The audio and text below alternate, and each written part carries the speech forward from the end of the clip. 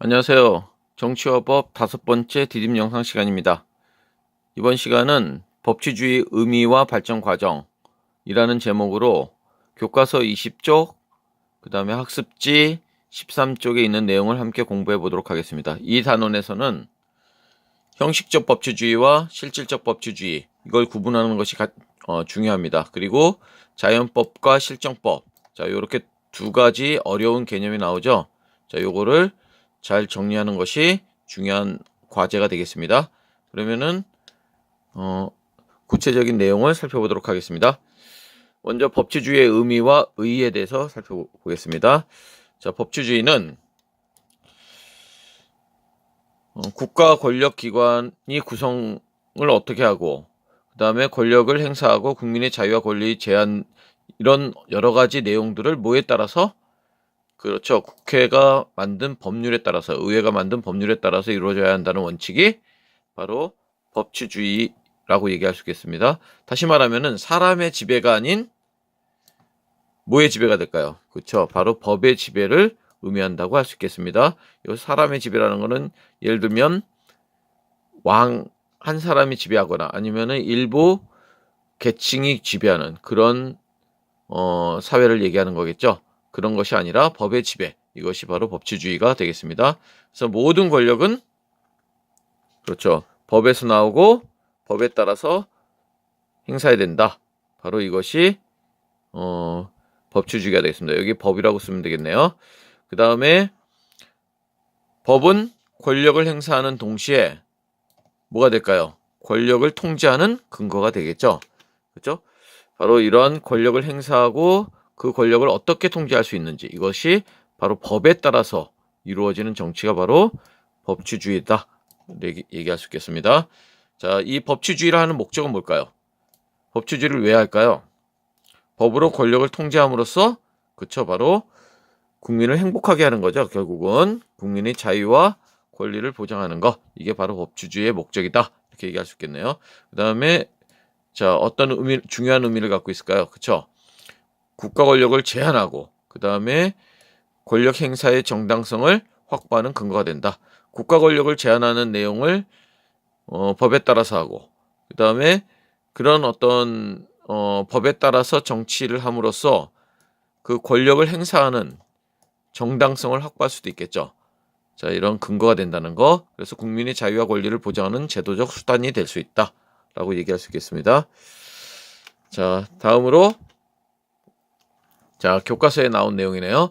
우리나라의 법치주의 구현하는 모습이 어디 나와 있을까요? 우리 헌법에는 법치주의에 관한 직접적인 어떤 규정은 없지만은 법치주의의 정신을 이렇게 헌법이 문서로서 이렇게 되어 있다라는 거, 이런 것들이 바로 법치주의의 어떤 정신을 구현한다, 이렇게 얘기할 수 있고, 기본권 보장이 선언되어 있다라는 거, 그다음에 권력 분립이 그 원리로서 채택되고 있다라는 거, 그 다음에 위헌 법률 심사제를 채택하고 있다라는 거, 이런 것들이 바로 법치주의 정신을 잘 구현하고 있는 모습이라고 할 수 있겠네요.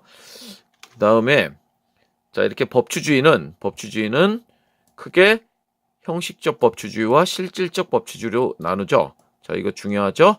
그래서 형식적 법치주의라는 건 뭐냐면은 법적 절차와 형식 준수만 강조하는 거. 자, 그 어떤 내용이라든지 법의 목적이라든지 이런 것들은 중요하지 않고, 의회의 어떤 의회에서 제정한 법률, 그리고 그런 어떤 법률이 제정되는 어떤 절차, 그런 어떤 형식, 이런 것들이 갖춰지면은 법치주의라고 인정하는 거, 이것이 형식적 법치주의죠. 그에 비해서 실질적 법치주의는 그런 법적 절차와 형식뿐만 아니라 내용도 중요하다. 여기서 내용이라는 것은 법의 목적이 맞는 것, 정의라고 볼 수 있겠죠. 정의를 실현하는 것. 자, 이런 것도 중요하다라고 보는 측면이 실질적 법치주의라고 얘기할 수 있겠습니다. 자, 그러면 좀 더 구체적으로 살펴보도록 하겠습니다. 자, 이 내용 중요합니다. 자, 먼저 형식적 법치주의란 뭐냐? 법에 자, 뭐만 중시한다고 그랬죠? 그쵸? 바로 절차와 형식만 치중하여 법의 목적이나 내용은 문제 삼지 않는다. 그러니까 법의 내용이나 목적이 정의로운지 뭐 이런 것들은 중요하지 않고 의회를 통과한다든지 어떤 그런 절차와 형식만 치중하는 거, 이게 바로 형식적 법치주의가 되겠습니다. 그래서 의회 다수당의 횡포나 독재를 견제하지 못하고 오히려 통치권을 강화하는 수단으로 악용될 수 있다. 어떤 독재 권력의 합법성만 부각시키는 그러한 문제가 발생할 수 있다는 거죠. 그래서 통치의 합법성만 강조하고 뭐를 보장하지 못할까요? 정의, 이런 것들은 문제 삼지 않는다고 그랬죠. 그래서 정당성을 보장하지 못하는 문제점이 있다라고 볼 수 있겠습니다. 그래서 이런 형식적 법치주의의 그런 어떤 그 법의 논리를 따르는 그런 사람들을 바로 법실증주의자라고 하죠. 그래서 그런 사상을 법실증주의 사상이라고 얘기합니다. 그래서 형식적 법치주의는 법실증주의 또는 실정법론과 관련이 있다. 이렇게 얘기할 수 있겠네요. 자, 이에 비해서 실질적 법치주의는 법률의 당연히 형식이나 절차도 중요하고 절차나 형식도 중요하고 이것에 머무르지 않고 국가의 모든 통치행위가 인간의 존엄과 평등, 정의 실현 등에 구속돼야 한다는 원칙. 이게 바로 법의 목적이나 내용이 되겠죠. 국가의 모든 통치행위가 인간의 존엄과 평등, 정의 실현, 인간의 존엄성과 정의를 중요시 여기는 거. 이게 바로 실질적 법치주의입니다. 그래서 정치 권력의 형식적 합법성도 중요하지만은 바로 정당성 확보에 초점을 둔다는 거. 자, 합법성이란 개념은 바로 절차와 형식, 요 내용이 되겠고, 정당성이란 말은 바로 법의 목적이나 내용이 되겠죠.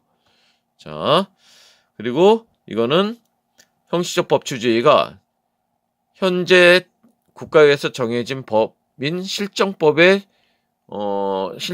중시하는 형식적 법치주의와 관련이 있다면은, 자, 이 실질적 법치주의는 바로 자연법 사상에 관련이 깊다라고 볼 수 있겠네요.